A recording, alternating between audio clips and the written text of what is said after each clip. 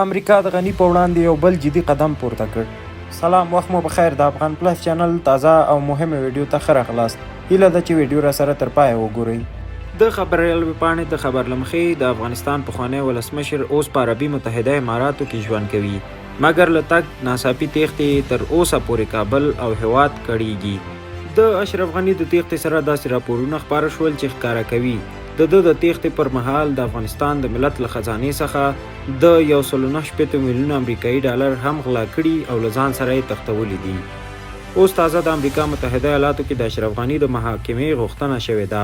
د کانګرس ځینې غړي وایي چې اشرف غني باید 1.9 میلیونه د غلا کولو او تښتولو په تور باندې محکوم شي. د اشرف غني له لوري 1.9 میلیونه امریکایي ډالرو د تښتولو ادعا د معتبرو کورنیو او نړیوالو رسنیو له لوري شوې ده. همداراز د ارګ څخه ځینې عیني شاهدان هم دا مني چې غني د تېښتې په وخت کې په زیاته اندازه پیسې د ځان سره یوړې.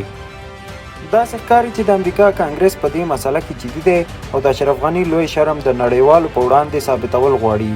د کانګرس یو غړي جیمز کامر د امریکا د بهرنیو چارو وزیر ته 6 ورځې وخت ورکړی دی چې د دې مسلې د سپیناوي چارې زر بشپړې او دوی سره یې شریکې کړي.